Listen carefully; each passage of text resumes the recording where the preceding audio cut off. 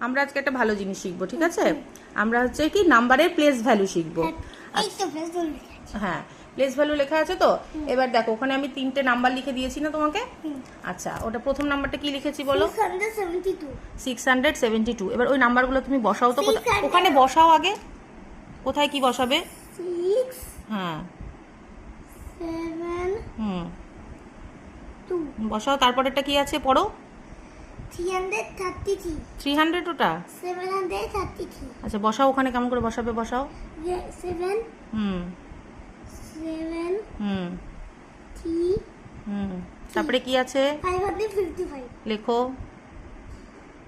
5 5 5। আচ্ছা, এবার তুমি আমাকে বলো যে, এদিকে তাকাও, আমাকে তুমি বলো যে ওই 600টা তুমি এইচ এর ঘরে কেন লিখলে? হ্যাঁ, 600 হলো 100 এর ঘরে আছে, তার জন্য 6 থেকে। গুড। তারপরে 7টা কেন লিখেছো টি এর ঘরে? 7টা 10 এর ঘরে আছে না, তার জন্য এখানে লিখেছি 7। আর 2টা কেন লিখেছো ও এর ঘরে? 2 1 না ওয়ান্স। গুড, এই জন্য। যেমন দেখো এখানে একটা জিনিস লক্ষ্য করো, দেখো 555 3টে নাম্বার লেখা আছে না?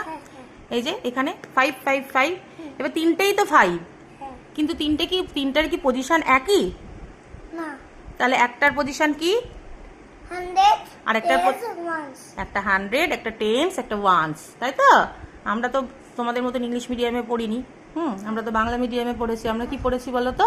এটাকে বলে একক, এটাকে বলে দশক, এটাকে বলে শতক। আমরা এইভাবে পড়েছি, ঠিক আছে? বুঝতে পেরেছো তো তুমি ব্যাপারটা? এই সেম নাম্বার থাকলেও কিন্তু তার পজিশনটা সেম হয় না, তাই না? ঠিক আছে।